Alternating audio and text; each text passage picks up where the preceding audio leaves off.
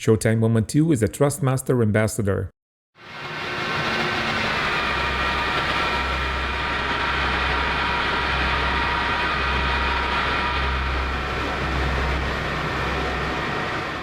Hello everyone, this is Showtime 112. After the 1967 war, Israel gained control over a large territory, much bigger than Israel itself. This was especially true in the south, where Egyptians were pushed out of Sinai Peninsula. This was followed by the inconclusive and static war of attrition, which ended with a ceasefire in August 1970. The situation then returned to normal by Middle Eastern standards, which meant relatively low-intensity skirmishes. This, however, culminated again in the October 1973 war. Israeli Air Force order of battle was quite different compared to the Six-Day War of 1967. French aircraft Mirage 3, Mirage 5 and Super Mystère were still there. But the backbone was now formed by American aircraft, A-4 Skyhawk and F-4 Phantom. The F-4 was arguably the most important one. It was used for various difficult roles such as air-base attacks, battlefield aerial interdiction and suppression of enemy air defenses. Along with these ground attack missions, Phantom was also assigned to air-to-air roles such as combat air patrols and quick reaction alerts. About 100 F-4E Phantoms operated by 4 squadrons were available, with a similar number of aircrews to fly them when Egypt and Syria launched their surprise attack on Israel on 6 October 1973. Israeli Phantom squadrons maintained quick reaction alerts in 2 forward operating air bases in the Sinai Peninsula, including the airbase at Bir Jivgafa, which Israelis called Refidim.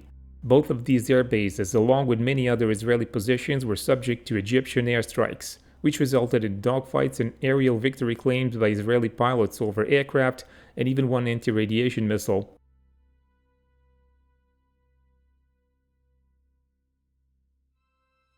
But several Phantom pilots faced a different kind of a challenge, perhaps less glamorous but nevertheless important. Ran Goren of No. 107 Squadron and his wingman Dubi Yofe were scrambled from Hatzerim Air Base to intercept Egyptian aircraft in the Suez area. They observed smoke from their attacks, but failed to intercept any aircraft. They both dropped their external tanks, and Yofe had enough fuel to return to Hatzerim, but Goren didn't.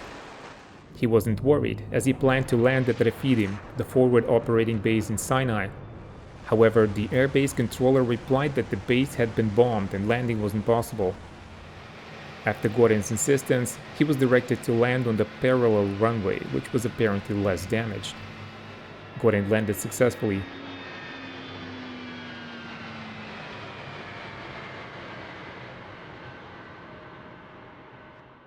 After refuel and repair, he attempted a takeoff. He got a flat tire and decided to abort the takeoff and stay at Refidim.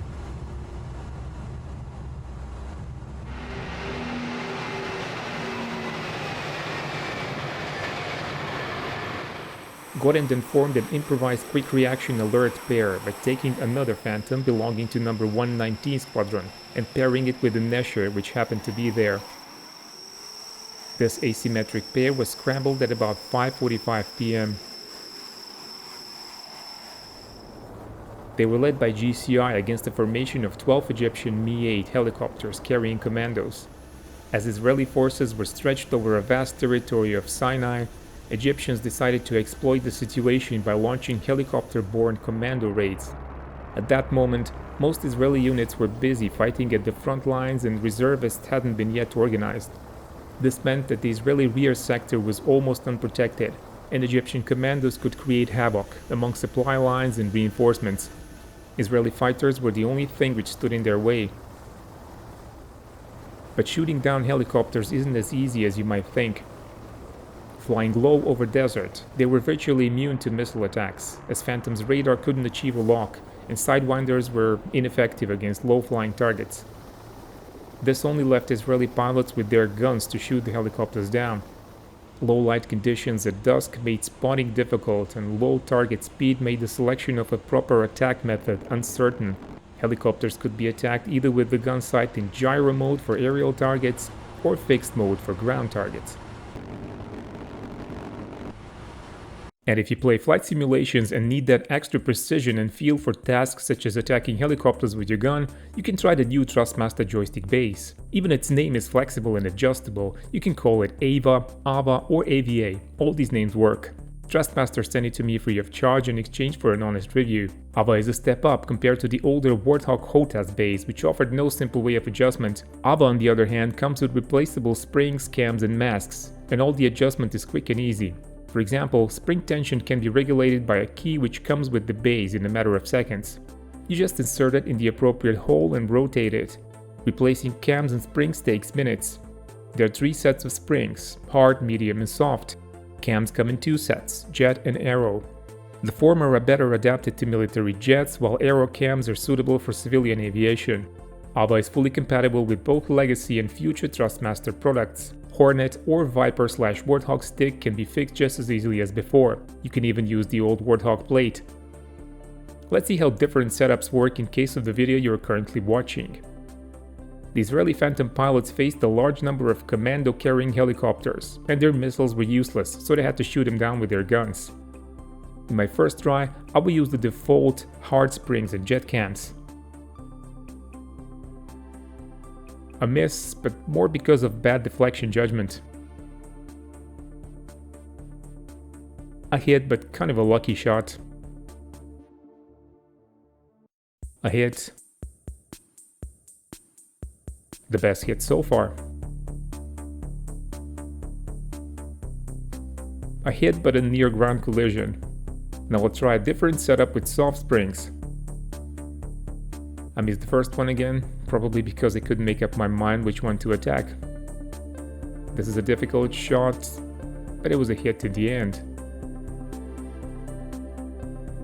I ended up achieving similar results with the soft springs, and I can't show them all because the replay track was corrupt. However, I have to say that controlling the plane was easier with soft springs. You might have noticed that it was less nervous while making small corrections. On the downside, this way you don't really have the feeling of controlling a big, heavy Cold War beast with no fly-by-wire. Thrustmaster AVA base is a step forward for the brand. It does offer a greater flexibility over the older Warthog base, which was only suitable for flying military jets. AVA seems to be a good choice for other types such as civilian aircraft or even helicopters. One thing I would like is better damping, as movement has that springy feel. AVA base has some dampers, but they're not adjustable. It looks like add-on dampers will be available in the future, just like additional grips. To sum up, AVA seems like an excellent refreshment in the Thrustmaster product range. For more detailed information, check out my dedicated AVA review by clicking on the recommendation link. Ran Goren spotted 12 Egyptian Mi-8 helicopters. He dived, selected one and fired.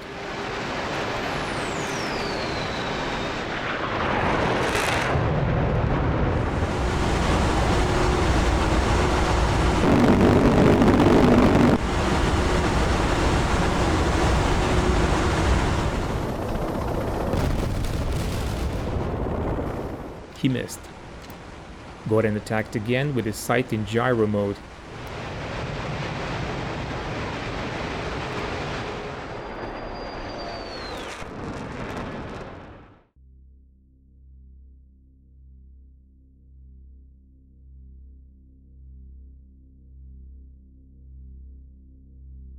This time he was successful and his target exploded.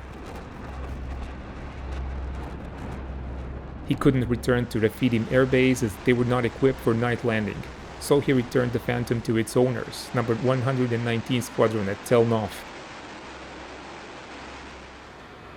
A 4-ship formation of Phantoms from number 201 Squadron on a cap mission was the next one to attack the helicopters in this sector. During their sortie, they had experienced a number of SAM launches flying near Suez Canal, but now they were looking for Mi-8s in near dark condition. They finally spotted a formation and took their turns attacking it.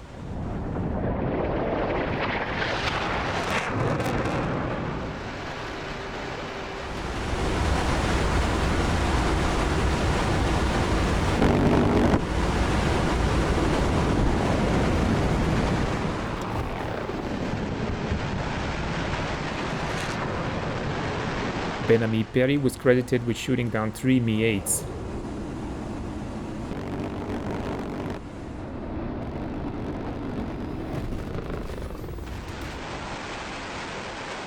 Eitan Peled was credited with 2 helicopters, while Moshe Koren shot down 1.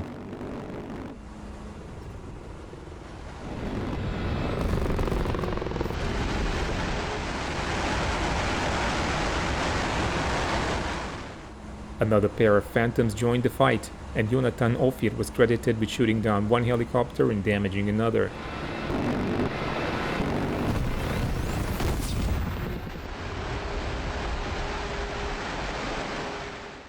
In another sector, at Ras Sudar, more helicopters were intercepted by Phantoms. Number 107 Squadron Deputy Commander Shlomo Egozy learned that launching air-to-air missiles at helicopters was useless.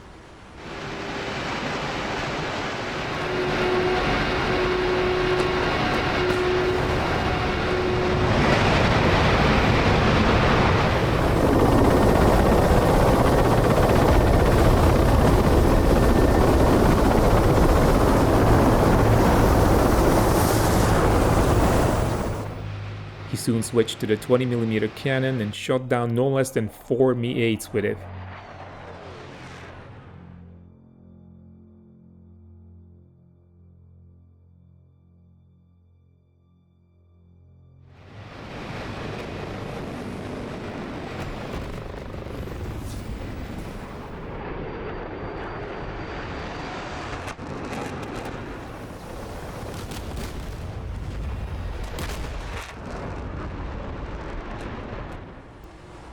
Egozy's wingman, Dubi Yofe, who had flown an earlier sortie with Rand Goran, was able to shoot down 1 helicopter as well.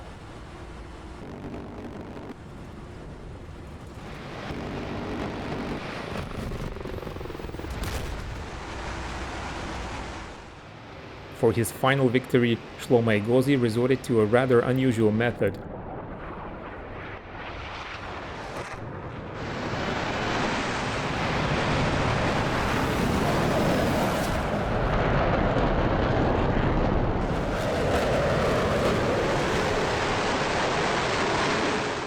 He used his Phantom's jet blast. The Israeli pilot passed right above a Mi-8 in full afterburner and pulled up. It worked, and the helicopter crashed. Shlomo Egozy was credited with 5 kills, which made him the 2nd Phantom ace in Israeli Air Force. His weapon system officer, Roy Manoff, was also credited with 5 kills and given ace status. He was the 2nd navigator in the history of Israeli Air Force to achieve this. Israeli Phantom pilots were credited with no less than 14 helicopter kills on that day. Their Delta Wing colleagues shot down 2 more. While not as spectacular as dueling MiGs, these victories played a crucial role in the early stages of the 1973 war. Egyptian commandos might have caused decisive losses in the Israeli rear areas, and even Refidim Air Base could have been captured, as one of the formations was apparently heading towards it. F-4 Phantoms were the only thing able to prevent such an outcome. Thank you for your time and keep watching Showtime 112.